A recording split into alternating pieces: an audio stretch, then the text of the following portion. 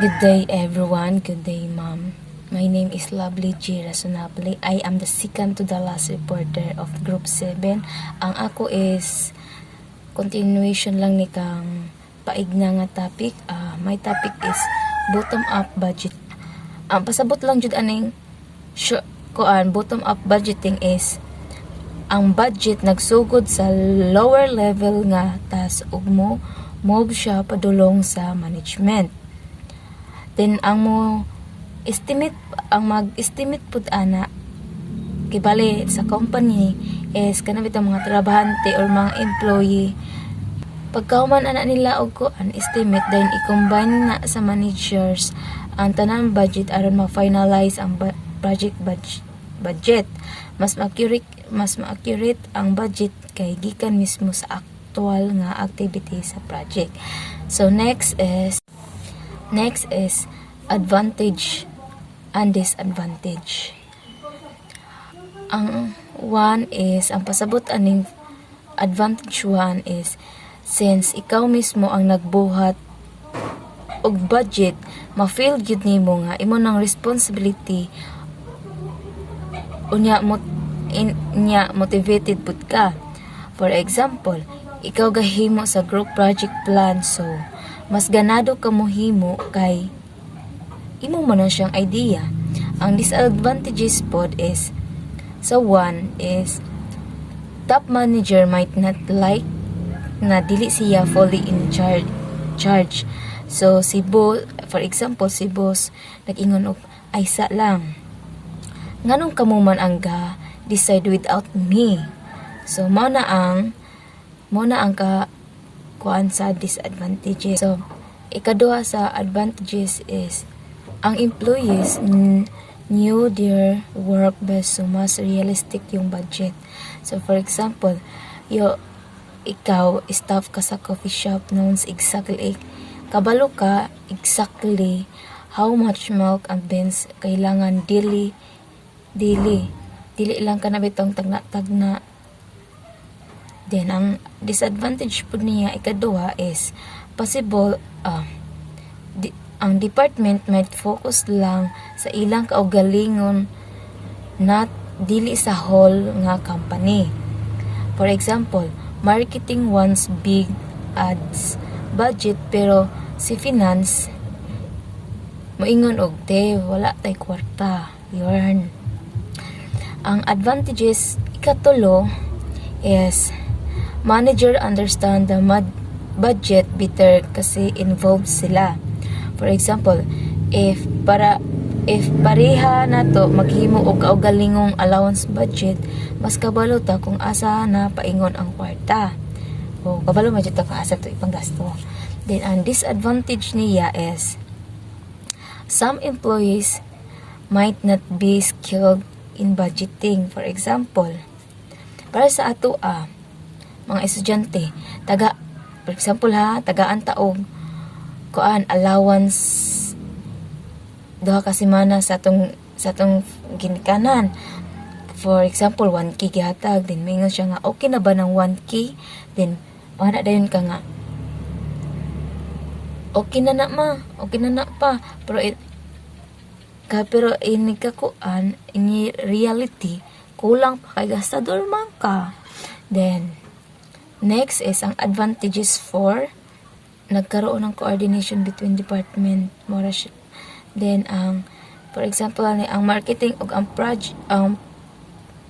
production kibali nagkuan sila kanang nag-communicate, nag-istorya kaya ba ang demand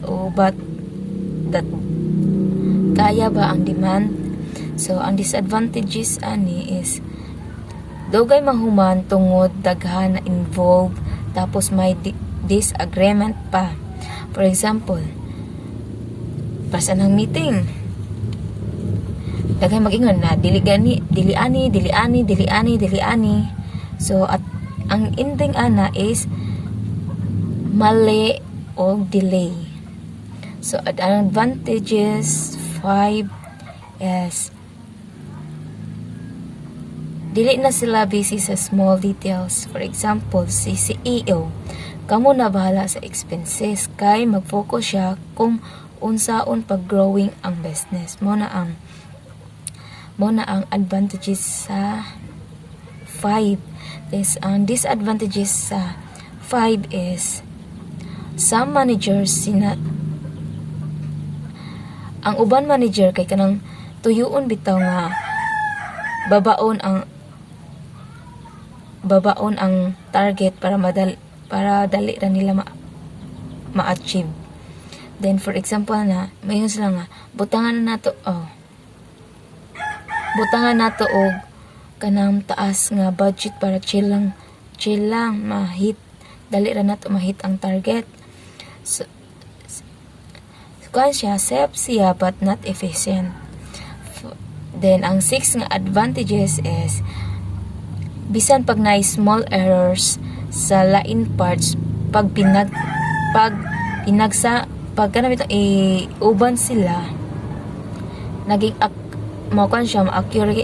accurate gihapon ang total budget. For example, pareha sa group project na ay kulang sa ambag ni friend char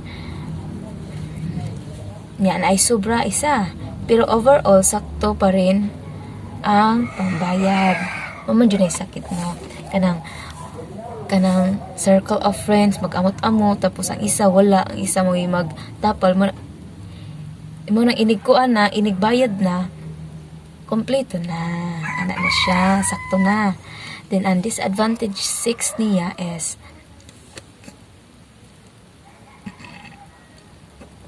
ang department nag-compete para makakuha og bigger budget. For example, kailangan namin ng ads budget production.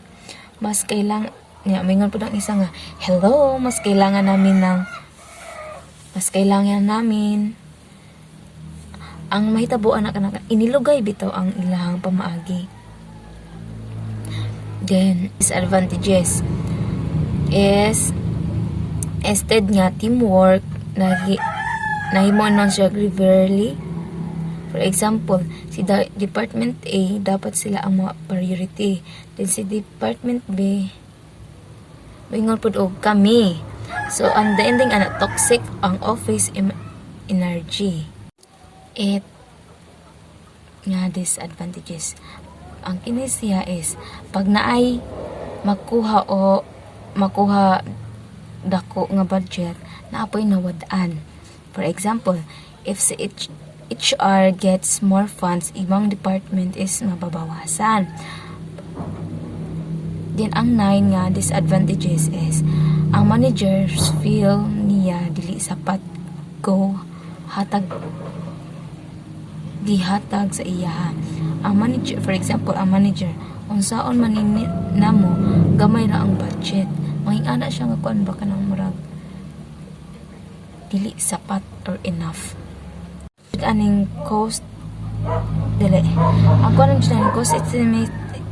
estimation is like planning your budget before doing anything so your project goes smooth and dili ka ma-stress sa money issue.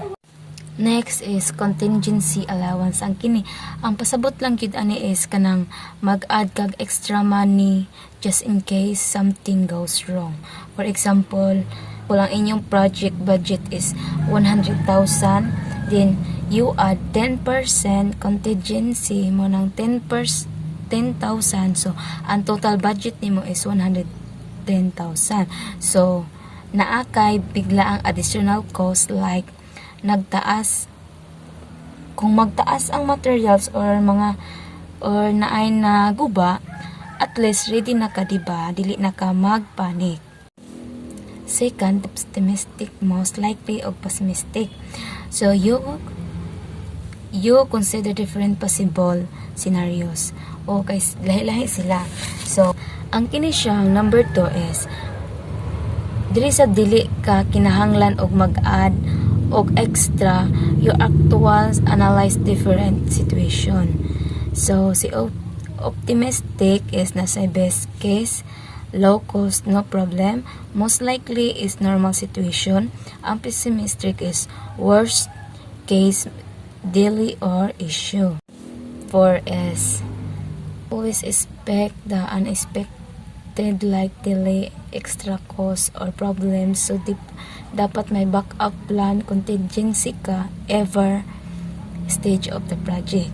For example, nag-estimate kag 1 month for project but you add 1 extra week allowance in case may delay.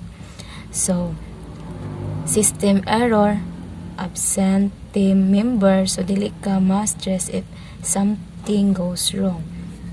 Number 5 is, so basically don't rely on one time estimate lang. You need expert, teamwork, peer review, and constant checking throughout. Plus, be always ready for rest kay dili perfect ang real life. Number 6 is super importante jud kaayo na every time may changes sa project, documented siya agad and clear. No guessing game, no hala, no ba yung final moment para everyone is aligned and walay confusion. For example, if si client is suddenly see and log in future, dapat may rating change request ASAP. Nakalagay unsay buhaton, nakabutang kung unsang buhaton, magkano ang dagdag, then and new deadline. Hindi pwede verbal lang kasi later magkakaisa. 7 is para you don't just estimate blindly, diba? You check past project like unsa kadugay, how much, and what has happened, then use that as your guide. Then, adjust mo siya if needed kasi not all project are the same. For example, before maghimo mo og app in 3 months with 5 people, so now similar project, use that as baseline. But if mag-complete now, idi adjust maybe 4 months na siya. Ang number 8 is don't just imagine lang, test it, use mock-ups or trial runs para makita dayon if naay problem before mag-full execution. Save the time and money promise.